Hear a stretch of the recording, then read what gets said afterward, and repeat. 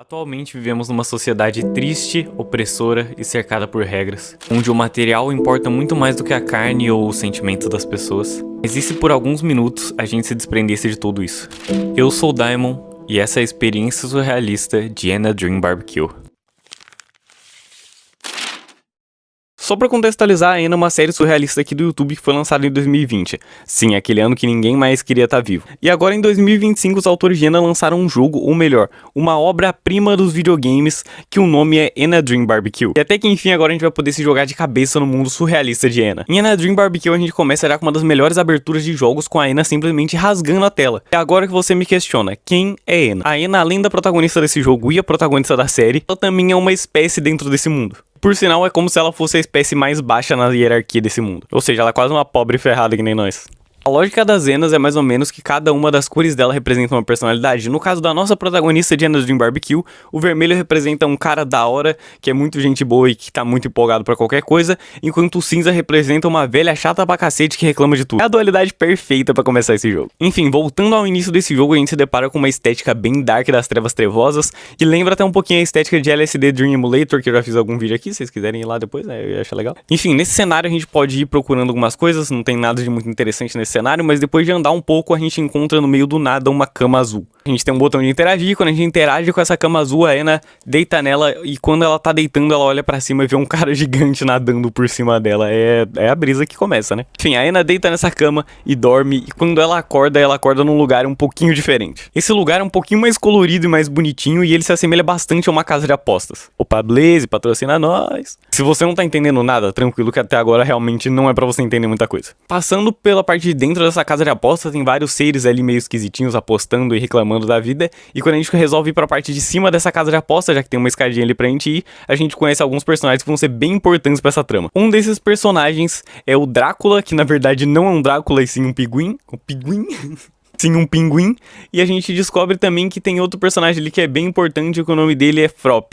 E ele é mó da hora, eu gosto do Frop. Ali em cima a gente descobre que o objetivo da Ena, e também o nosso objetivo agora, vai ser ir atrás de um tal de chefe.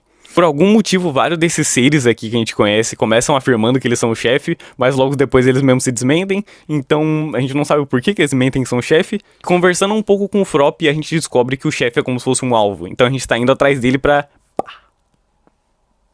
Tá ligado? Porque antes da gente acabar com o chefe, a gente tem que acabar com a fumaça que tá no local, que tá prejudicando o fumão do Frop. A gente não sabe por que essa fumaça tá aí, mas por algum motivo ela tá assolando o ar. Frop fala que não tem muito o que a gente possa fazer, a não ser falar com a recepcionista dessa casa de apostas, que talvez ela tenha alguma ideia de como a gente acabar com essa fumaça e resolver ajudar ele a completar a sua missão.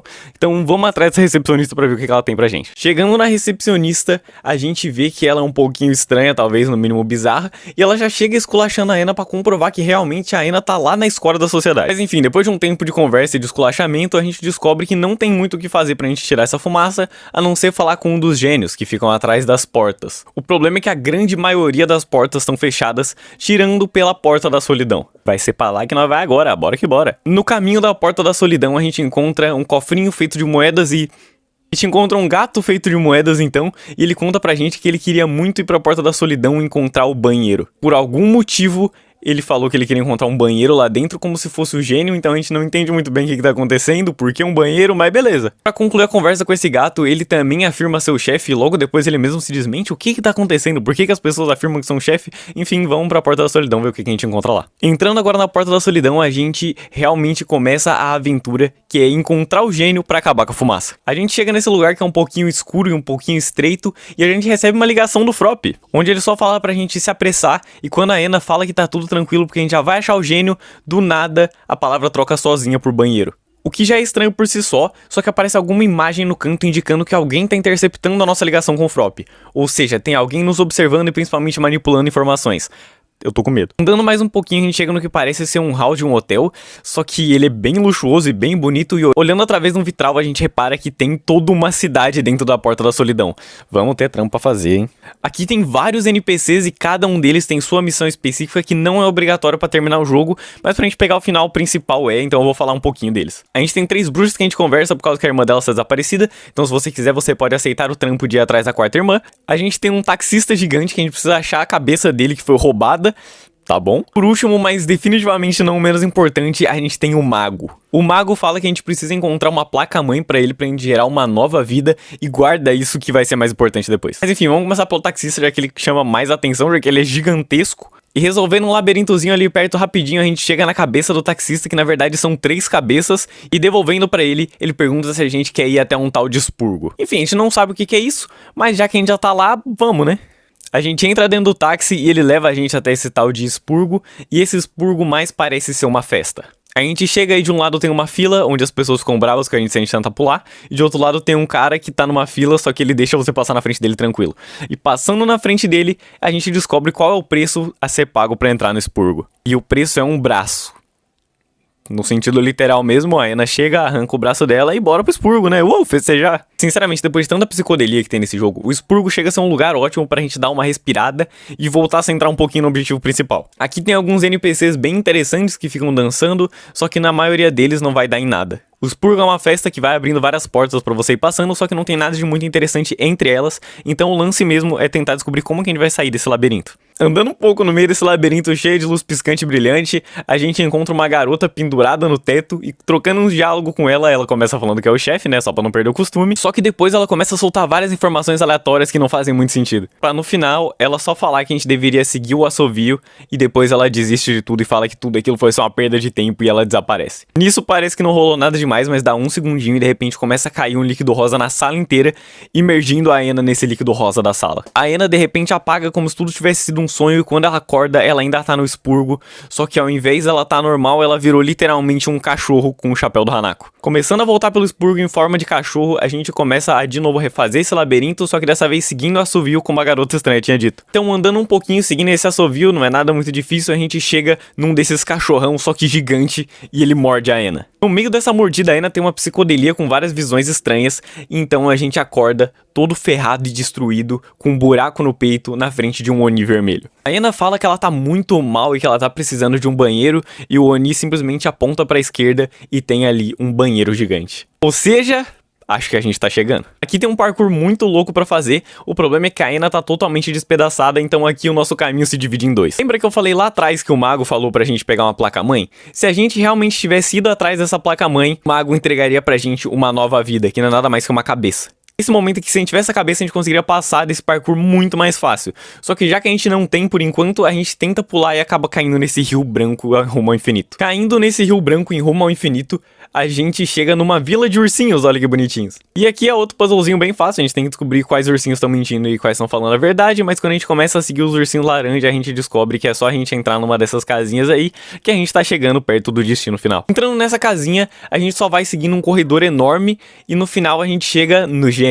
Mas tem um pequeno problema. Parece que a Ana fez alguma coisa errada e acabou demorando demais, então o gênio tá totalmente estraçalhado no chão. O gênio dá uma última chance da gente tentar consertar as coisas e manda a gente de frente pra máquina de fumaça, onde a Ana desce a porrada na máquina. Mas quebrando a máquina de fumaça, tamo livre, a gente acabou com a fumaça e agora até que enfim, nós, o Frop e o Drácula podemos seguir o nosso objetivo de ir atrás do chefe. Só tem um problema, já que o gênio agora tá inativo, a porta da solidão tá fechando. E a Ana tem que correr o mais rápido possível pra não ficar na porta da solidão. O problema é que independente da velocidade que você tente voltar o caminho e sair da porta da solidão, o mundo já tá todo corrompido e não tem mais escolha a não ser ficar ali pra sempre. Mas e se a gente fizer o outro caminho? Se a gente fizer o outro caminho, a gente chega no banheiro por cima da ponte e aqui até que enfim a gente encontra o gênio inteiro e agora sim ele vai dar a iluminação, mas espera. Como eu tinha dito, a Ana é a escória da sociedade e um gênio se recusa a dar uma iluminação pra uma Ana. O único desejo que o gênio concede pra Ana é dissipar a fumaça para que eles consigam completar seus objetivos. Só tem um problema. Mesmo que a gente consiga realmente encontrar o gênio inteiro, ainda assim, quando a gente tá saindo da sala, o mundo inteiro tá prestes a se destruir de qualquer jeito. Então, como que a gente consegue fazer isso? Porque independente da velocidade que você faça, independente do caminho que você percorra, no final, a porta da solidão vai fechar e você vai ficar lá pra sempre. Obviamente eu não fiquei feliz com esse final, porque 2 caminhos diferentes eu esperava que eles me levassem a 2 finais diferentes, só que não foi exatamente o que rolou. Mas, na verdade, esse primeiro capítulo de Ena tem um significado e é isso que eu vou tentar explicar pra vocês agora. Uma coisa que eu achei bem interessante a primeira vez que eu pesquisei sobre Ena Dream Barbecue é o tanto de referências a trabalho que tem, seja a Ena ser a classe mais baixa da sociedade, ou ele estar indo atrás de um chefe, ou mesmo todo mundo mentir que é o chefe, e isso me deixou com uma leve pulga atrás da orelha. Rejogando o jogo e falando com cada pessoa ao redor daquela vila que a gente tava na Porta da Solidão, eu comecei a reparar que cada missão que a gente aceitava era um trampo aceito, remetendo de novo a trabalho. Mas o que Ena Dream Barbecue tem a ver com trabalho? Enfim, na real, meio que tudo. Mesmo que Ena Dream seja um jogo totalmente psicodélico e mirabolante, ele parece ter uma coisa que ele pretende focar bastante nesse primeiro capítulo e se continuar desse jeito até o final do jogo. É sua crítica social ao trabalho. No início do jogo, todo mundo almeja destruir o chefe e trata ele como se fosse um alvo, quase como se ele fosse o sistema que eles querem derrubar para não terem mais que fazer coisas. O problema é que ao mesmo tempo que todo mundo quer derrubar o chefe, todo mundo queria ser o chefe lá no fundo. Mesmo que você, CLT médio, odeie seu chefe, lá no fundo, você queria ter o cargo dele porque é muito mais fácil. Mesmo que todo mundo odeie o chefe, se passar por ele, torna todo o seu caminho muito mais gratificante, porque as pessoas implicam menos com você e é muito mais simples, que nem todos os NPCs tentam fazer com a Ena. Os trampos aceitos que a Ena faz normalmente não levam a lugar nenhum que realmente seja muito interessante pro jogo, apenas a missõezinhas que são daorinhas de cumprir ali enquanto você tá jogando. E no fim, mesmo que a Ena se esforce e consiga chegar no gênio, ela não ganha nada em troca disso, porque ela realmente é só uma trabalhadora média que nunca vai conseguir chegar a encostar no chefe. Independente no jogo se você fizer o caminho certo ou se você fizer o caminho errado, se você completar todos os trampos ou não, o seu final vai ser ficar no esquecimento junto com todas as outras pessoas que tentaram trilhar o mesmo caminho que você. O final é virar mais um manequim improdutivo que o sistema quis que você fosse. Provavelmente nos outros capítulos Ena Dream vai tentar pegar vários outros pontos que não sejam só esses, mas é impossível não fazer essa correlação nesse primeiro capítulo. Toda essa alma de se juntar com vários funcionários para tentar derrubar o mesmo chefe é algo bem interessante e que realmente merecia ser pontuado. E o ponto que pra mim confirma isso é a hora que a gente vai falar com a recepcionista, que eu não contei, mas ela própria afirma que o chefe nem chegou a nascer ainda. Justamente porque talvez o chefe não seja uma pessoa, e sim um conceito. Um conceito que não importa qual gênero a gente vá atrás, não importa qual porta a gente entre, a gente nunca vai derrubar um conceito que tá acima da gente. Enfim, obrigado por assistir esse vídeo, deu um trabalhinho, então se você quiser deixar um like só pra me apoiar, se inscrever no canal, eu agradeço demais, e até o próximo vídeo.